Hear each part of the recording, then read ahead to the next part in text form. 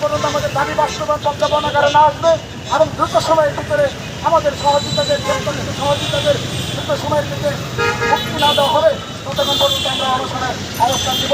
পাশাপাশি আমরা যতক্ষণ পর্যন্ত না আমাদের সহযোগিতাদের মুক্তি এবং আমাদের দাবি বাস্তবায়ন না হবে ততক্ষণ পর্যন্ত আমরা অনশন চলতে থাকবে। সাংবাদিক ভাই বোনেরা, আমরা চাই না এ সমস্ত কোনো পরিস্থিতি তৈরি করতে, কিন্তু উপায় নাই। আমাদের সহযোগিতা যদি থাকে হাজতে আর আমরা যদি থাকি বাইরে, কোনোভাবে পশ্চিমা মেনে নেওয়া যায় না।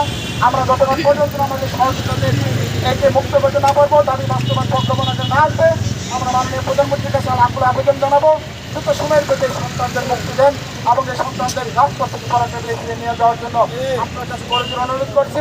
আজকের পর থেকে আমরা যে আমার অনুসরণে যাচ্ছি, যদি এখানে একটা সন্তানের কোনো ক্ষতি হয় আর রাষ্ট্রকে দায়িত্ব নিতে হবে। তারা ইতিমধ্যে জানেন যে শিক্ষার্থীরা তাদের 30টি বছর যেহেতু পার হয়ে গেছে, পরিবার সমাজ থেকে তারা বঞ্চিত এবং তাদের জীবনের কোনো এই সমাজে তারা পাচ্ছে না।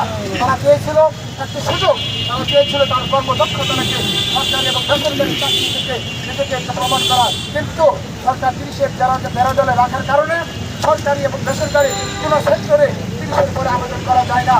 যে সহযোগিতা ভাই বোনেরা, আজকের পর থেকে আমরা আজকের এই মুহূর্ত থেকে আপনাদের সাংবাদিক মাঝে মাঝে বলে যাচ্ছি, আমরা আমরণ অনশনের ঘোষণা দিচ্ছি।